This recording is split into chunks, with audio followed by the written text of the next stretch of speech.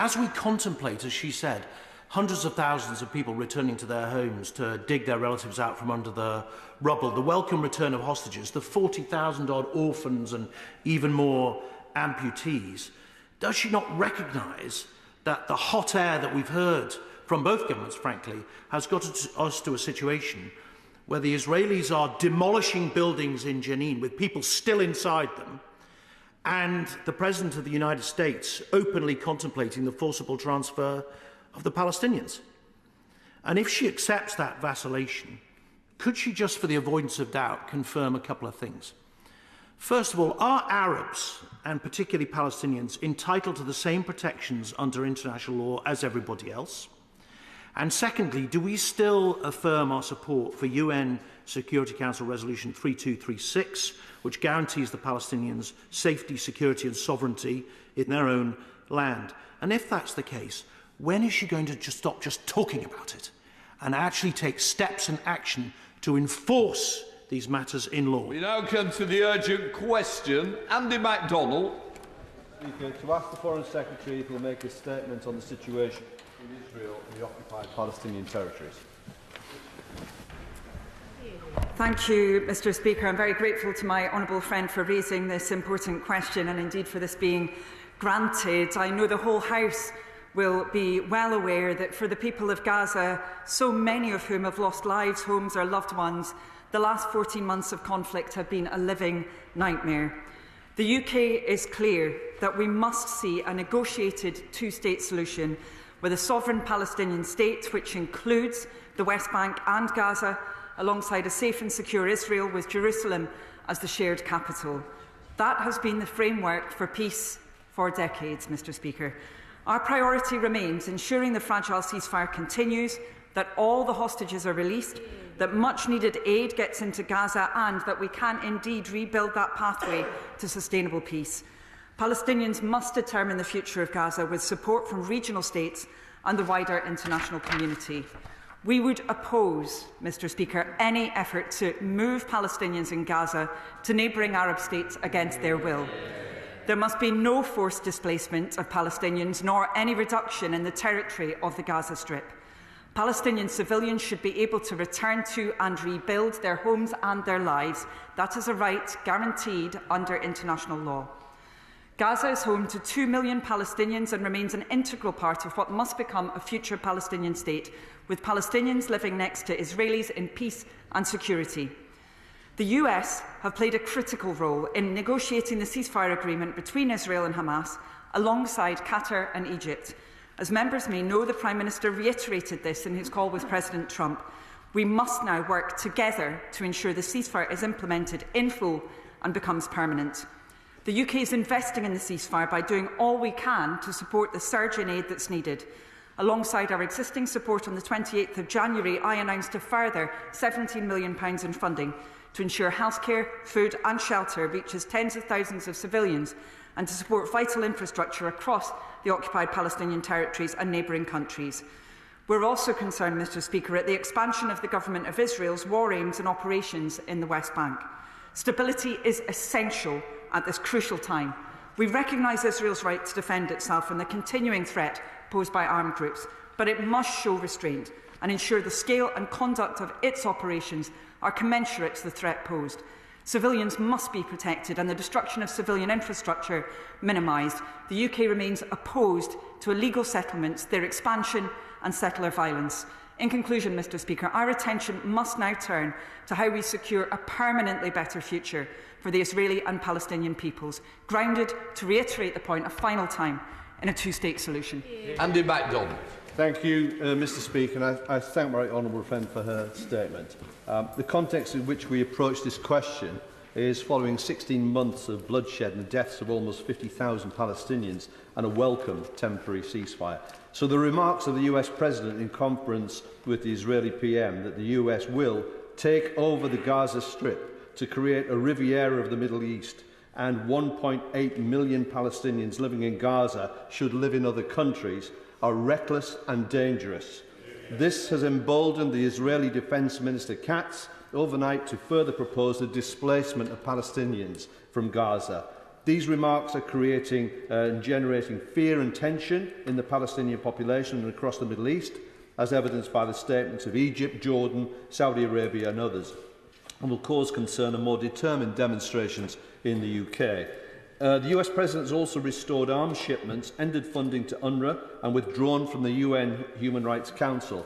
Netanyahu says Israel will redraw the map, and the IDF has detonated whole streets in the Jenin refugee camp in the West Bank. In such dangerous circumstances, we should be careful, calculated and accurate in our use of language.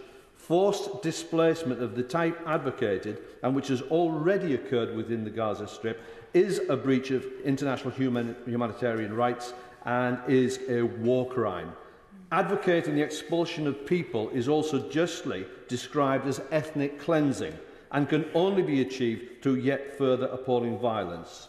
I acknowledge the government will wish to maintain a diplomatic relationship with the US as a long-standing friend, but it is the role of friends to be honest with each other, and the UK must use its influence.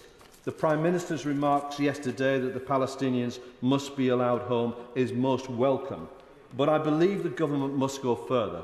So, will the Minister set out that the UK rejects the President's remarks and those of the Israeli Prime Minister and Defence Minister?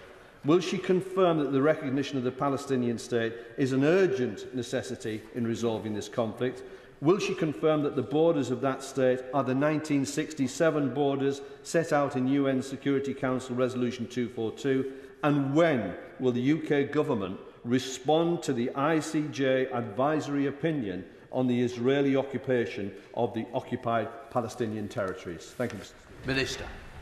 Thank you, Mr. Speaker, and I'm grateful to my honourable friend for the many points that he has made. Of course, he is right to underline the appalling suffering that so many Gazans have experienced over recent months. Of course, we also recognise the suffering of the hostages and of their families as well. This has been a truly horrendous time for Gazans, for Palestinians, for Israelis, and we must see that ceasefire being held to not just phase 1, of course, but phase 2, phase 3, and ultimately a two-state solution. He talks about the role of Egypt, Jordan and Saudi Arabia, and I want to reassure him that the UK continues to work with all partners in the region towards the peace that is so important. He mentioned UNRWA, Mr. Speaker, and I'm sure he's aware of the UK government's position that we believe that UNRWA must continue to operate, not just in Gaza, but also in the West Bank and in relation to Palestinian refugees more broadly in the region. He also mentioned the situation in Jenin, Mr. Speaker, and we've been very clear there must be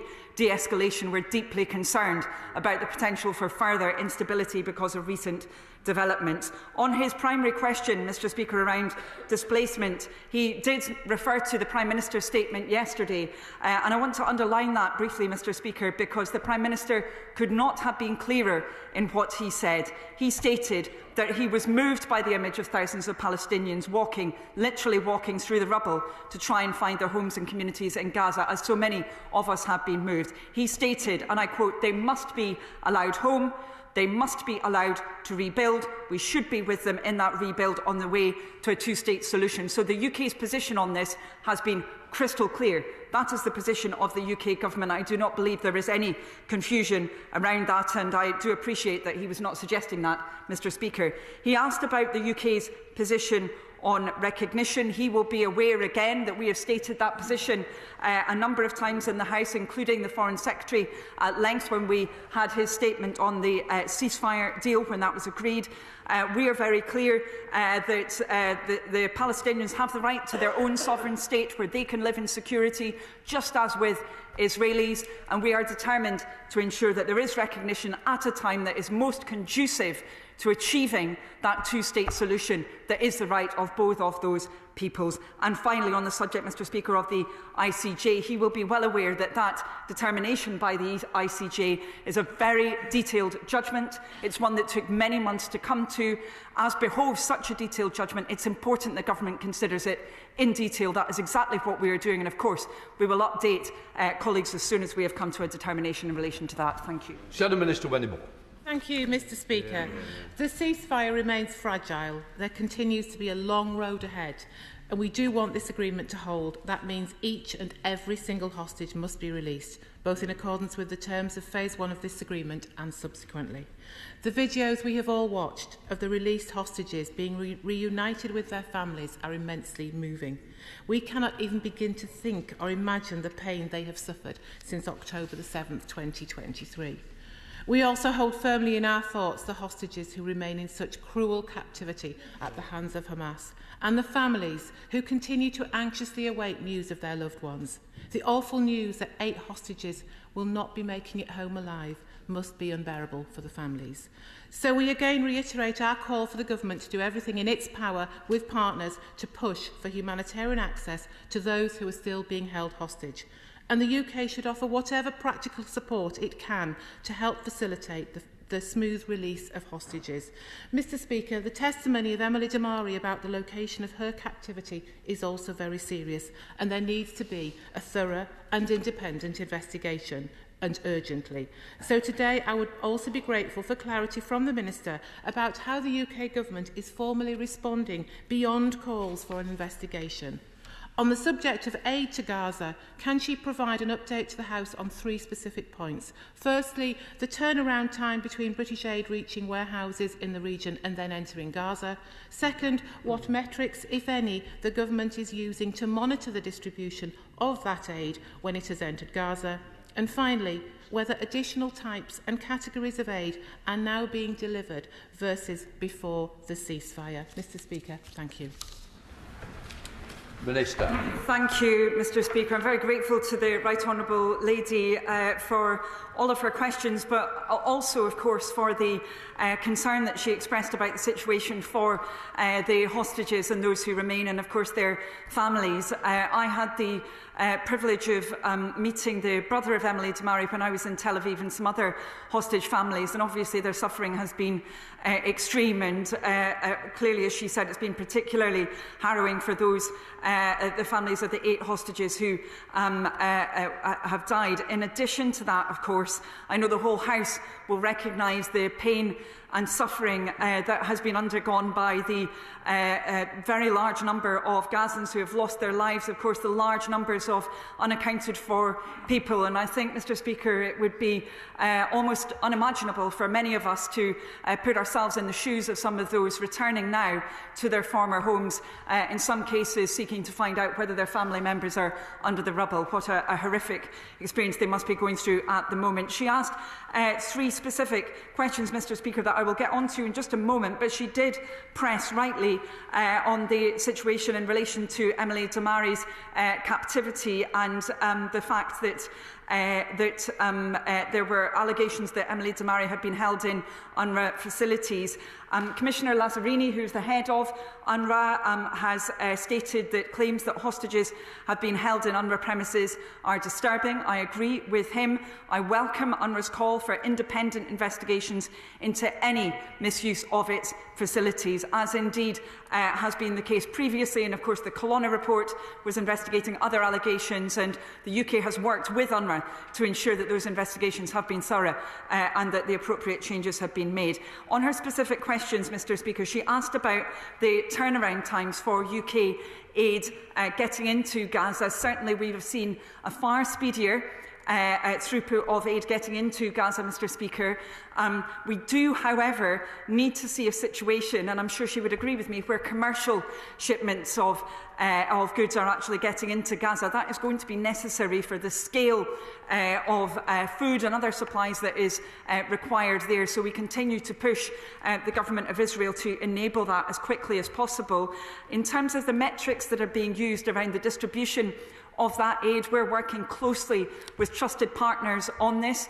We continuously monitor the distribution of UK supplies, as she would expect. Now, much of our activity has been joint with other countries as well as with UN agencies, and we're working really closely with them on this because we need to make sure that aid is delivered where it's needed. And then lastly, Mr Speaker, she asked whether there had been a change in the types of aid.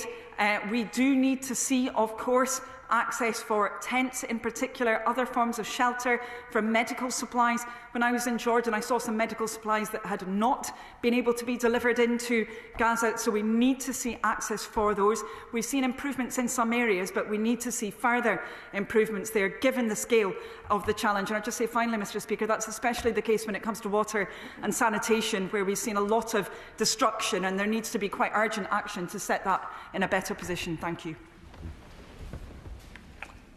Can I just say to those who are 7 minutes late, please don't embarrass each other by standing. Laura Kirk-Smith. Thank you, Mr Speaker. We've seen a really worrying escalation of violence in the West Bank at the same time as this fragile peace has been found in Gaza. Large parts of Jenin refugee camp have been completely destroyed by Israeli security forces, and thousands have been forcibly displaced. UNRWA services have been interrupted. What measures is the Minister taking to ensure that Palestinians can live safely and securely in their homes in the West Bank? Minister. I'm very grateful to my honourable friend for raising this issue, and of course she has considerable expertise in the area of humanitarian support, as do many other members in the chamber. The UK is very concerned, as I said in my previous response, about the situation in Jenin, which we continue to monitor very carefully. We are clear that peace and stability in the West Bank is in everyone's interest, Mr Speaker, in the State of Israel's interest as well as for Palestinians. And on the 18th of December, the UK called on Israel to stop illegal settlement expansion on Palestinian land. That was in a statement to the UN Security Council meeting on the occupied Palestinian territories, and we're considering all options to take further action. Liberal Democrat spokesperson Monica Harding. Thank you, Mr Speaker. President Trump's proposals for the forced displacement of Gaza's 2.2 million inhabitants would constitute a grave violation of international law, threatens the fragile ceasefire and the return of the hostages. Will the Minister condemn them? Mr Speaker, the Palestinian people have a right to self-determination and to a state of their own, as has been British policy for decades. So will the government now finally commit to an immediate recognition of a Palestinian state along the 1967 borders? The welcome ceasefire has given us the opportunity to flood Gaza with aid, but the freeze to US aid funding is reportedly impacting the humanitarian response as NGOs are forced to lay off aid workers. So will the Minister share what the impact has been on the humanitarian response in Gaza, including British-funded programmes, and what conversations is the government having with our American partners to persuade them that abolishing US aid would be a dire mistake? Minister. Thank you, Mr Speaker, and I'm grateful to the Honourable Lady for the important points that she has raised. Mr Speaker, the UK's position on the right to return could not be clearer. I quoted previously the Prime Minister's remarks on this, which were most definitely in strong relief that Palestinians who are going back to their homes and communities in Gaza must be allowed home, they must be allowed to rebuild, and of course that is in line with international law, Mr Speaker, so there's no doubt about the UK's position on this whatsoever. She asked about the position on recognition, Mr Speaker. I responded to that when it came to the words of my honourable friend who raised this urgent question. The UK has been clear around this, that we believe that it is important that both Palestinians and Israelis are able to have sovereignty that is required for them, able to have security that is necessary in order to live in peace, and we will ensure that the UK's decision around this on recognition is a contribution to the process towards a two-state solution that we desperately need to see. And finally, Mr Speaker, she asked about US aid, and I was very grateful to her and other members in the room for coming to a briefing that we undertook yesterday with the Minister for the Middle East, where we covered this matter as well. So we obviously, as the UK, note the US decision to pause foreign aid funding for 3 months pending a review. Of course, there has been a lot of commentary around this. This is a fast-moving situation, but it's one that we are monitoring very closely indeed, as she would expect. Of course, this is a matter for the United States. We are very clear as the UK, Mr Speaker, that we must continue to do what we can to support people in Gaza, that we must provide that life-sustaining support, that we must work with a whole range of partners on this, and we will continue to do so. Thank you. Phil Brettle. Thank Mr. Speaker. Vast swathes of infrastructure in Gaza have been destroyed. So what work is the government undertaking to support the Palestinian people, rebuild their homes and their communities, as is their right under international law? Minister. Thank you, Mr. Speaker. Well, this is a critical issue. Of course, we need to see the ceasefire being held to. We have to move, as I said before, through phase 1 to phase 2 and 3. But we do also need to ensure that there is day after next phase planning in Gaza, so that we can see that building up of Gaza's governance and security institutions and, of course, infrastructure, as well as my honourable friend rightly stated. We're clear that Gaza's recovery and reconstruction must be Palestinian-led. We have supported the Palestinian Authority in particular in relation to this. I'm very proud that we have UK expertise which has been supporting that work, so that that important reconstruction can continue at the required pace and scale. But of course, we need to see the ceasefire holding in order to enable that. David Mundell.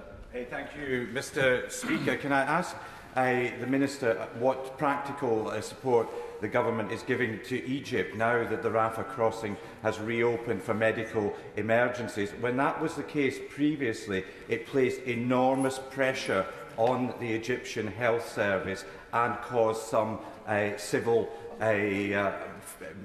unrest in Egypt because of that. And as the Right Honourable Lady knows, Egypt is also under pressure on its southern border from the conflict in Sudan. So does she agree with me that support for Egypt at this critical time is very important? Minister. Thank you, Mr. Speaker. I'm very grateful to the Right Honourable Gentleman for underlining the role of Egypt in relation to this incredibly difficult humanitarian situation, and particularly in relation to medically evacuated people from Gaza. Of course, it's also right to underline the fact that Egypt is now housing many refugees from Sudan as well. The UK is, I can reassure him, seeking to work with Egypt around this. We have supported the Egyptian Ministry of Health and Population with £1 million. That was delivered through the World Health Organization, WHO Egypt, to support medically evacuated Palestinians from Gaza. We're exploring further support to the Egyptian system because they are, of course, as he knows, gearing up to receive large numbers of medical evacuees at the moment. Thank you. Hussein. Mr. Speaker, the world is watching, and let us be clear in this House that how the UK reacts to this brazen attempt to further rip up international law today will echo for generations. 61,000 Palestinians killed, a ceasefire hanging on a thread, and a blueprint now to ravage Gaza, ethnically cleanse Palestinians and resettle the land. So can the Minister tell this House where exactly has diplomacy and refusing to sanction Israel led us when Palestinians are now facing mass expulsion, reoccupation and resettlement, all whilst the international rules-based order has been ripped to shreds? Minister. Thank you, Mr. Speaker. I'm grateful to my honourable friend for his question. I believe it has been incredibly important for the UK to engage diplomatically in relation to this conflict. I think it's absolutely right that we have sought to work with partners on these issues, that we have supported, for example, statements within the UN Security Council, that we have worked with partners in the region, that we have sought to achieve change, that we've sought to ensure that that ceasefire which was agreed was achieved. The release of hostages, we need to see more release, that surge of aid into Gaza, and ultimately that we work with other countries towards the two-state solution that is so necessary. I believe that has been important, Mr. Speaker, and I believe that members in this House would not have forgiven the UK government if we had not engaged in those actions determinedly. He asked about the UK's position and referred to the situation in relation to right to return particularly. We again have stated this very clearly, indeed at the highest level with the Prime Minister's statement on this yesterday, when he said that those who are literally walking through the rubble to try and get back to their homes and communities in Gaza must be allowed home. And of course, in saying that, he is restating international law, Mr. Speaker. Kit Malthouse. But, Mr. Speaker, does the Minister not accept that how we got here is after 16 months of weakness and vacillation by this government and the one previously? As we contemplate, as she said, hundreds of thousands of people returning to their homes to dig their relatives out from under the rubble, the welcome return of hostages, the 40,000-odd orphans and even more amputees, does she not recognise that the hot air that we've heard from both governments, frankly, has got us to a situation where the Israelis are demolishing buildings in Jenin with people still inside them, and the President of the United States openly contemplating the forcible transfer of the Palestinians? And if she accepts that vacillation, could she, just for the avoidance of doubt, confirm a couple of things? First of all, are Arabs, and particularly Palestinians, entitled to the same protections under international law as everybody else? And secondly, do we still affirm our support for UN Security Council Resolution 3236, which guarantees the Palestinians safety, security and sovereignty in their own land? And if that's the case, when is she going to stop just talking about it and actually take steps and action to enforce these matters in law? Minister. Thank you, Mr. Speaker. As the Right Honourable Member is aware, and indeed we discussed this previously, this UK government has taken a different approach to the previous government on matters of accountability. We were very clear that the UK's arms export regime had to be held to, that it had to be operated in line with international humanitarian law. That underwrote the decisions that we took in autumn. As we said we would examine that regime and deliver on it, we did examine that regime and suspend a number of licences. He's also aware about the new UK government's different position in relation to the legitimacy of the ICC, of the ICJ and also of UNRWA. And of course he is aware that we resumed funding to UNRWA as well.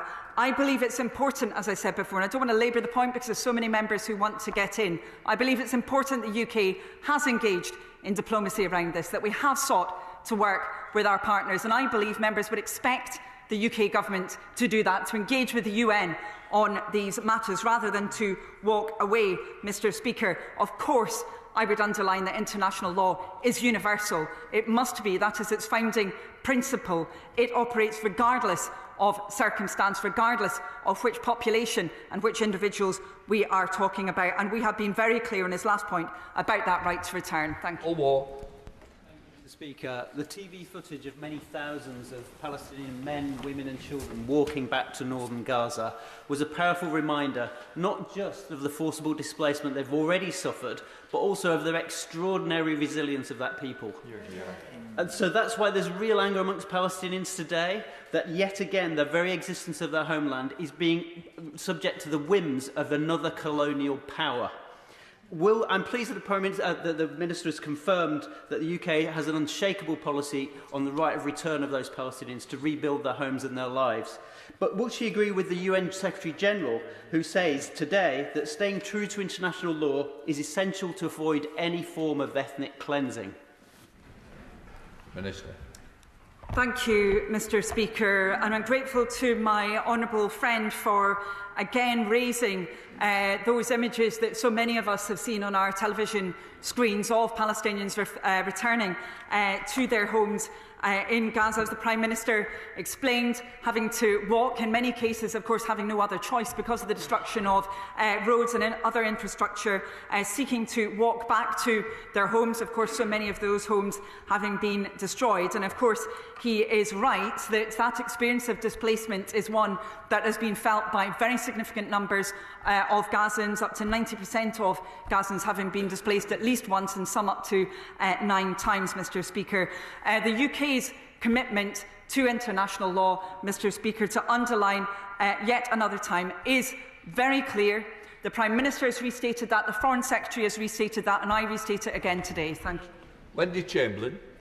Mr Speaker. I'm very grateful to the Minister for a response to my honourable friend in relation to US aid, and to know that the impact assessment of the US Government's decision in relation to US aid is ongoing, particularly in relation to the humanitarian situation in Gaza.